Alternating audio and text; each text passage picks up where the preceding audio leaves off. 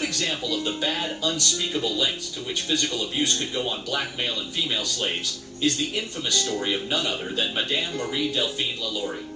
Madame Lalaurie thrashed her slaves, gouged their eyes out, punched holes in their heads, and left maggots to infest the openings. And if you think this is all some terrible lie or some hoax, then best brace yourself for what you are about to hear concerning this 18th century slave owner.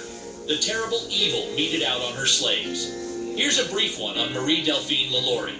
On April 10, 1834, at the mansion at 1140 Royal Street in the French Quarter of New Orleans, Louisiana, a fire broke out. The neighbors rushed out to help, offering to pour water on the flames and help the family evacuate.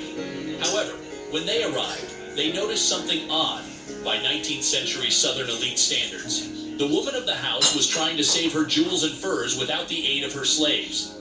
Madame Lalaurie, the great mistress of the house, alone, a mansion without slaves seemed shocking. When asked where her servants were, she told everyone to mind their own business. Some said this was mysterious enough. Others said they heard faint moans and screams from the attic. Either way, a small brigade took it upon itself to bust into the house and find the woman's slaves. Yet when they opened the door to the attic, they stopped dead in their tracks, some vomiting from the stench. It was impossible to stand the demonic mind-to-stomach twisting grisly sight. It was all there, stark. All the madness that a devil could be. All the ugliness of things miserable that can only be imagined. What the interlopers had found was the torture chamber of Madame Marie Delphine Lalaurie, consistently ranked after this as one of the most infamous serial killers in the world. Right up there with the blood-drinking, cannibalistic 16th century Hungarian Countess Elizabeth Bathory. Neighbors had confirmed their suspicions of her. The reason for the disappearance of all Lalaurie slaves was now bare for the world to see. It was savagery. Heaps of corpses, organs, and limbs. Slaves pinned to tables or cramped in small cages. Metal bars with spikes wrapped around the slaves' necks to prevent them from moving their heads, while others were placed in small cages, and their bones had been dismantled and reset to fit in. Crazy! Live bodies with their eyes gouged, fingernails torn out, ears hanging by shreds of skin, or their mouths filled with feces and sewn shut, many of them.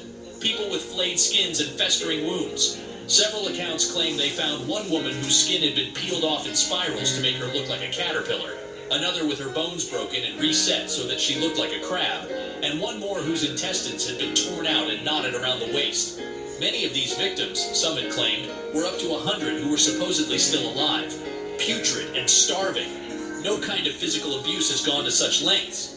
Lalaurie became famous for the depraved brutalization of her slaves. Legend has it that a 70-year-old slave cook who had been chained to the stove in the kitchen by Lalaurie, yet was slowly starving to death also, started the fire. While interrogated, the woman had admitted that she started the fire in an attempt to kill herself, then faced Lalaurie's torture. Madame Lalaurie had threatened to take her to the top room. No one who went to the upper room ever returned, according to the cook.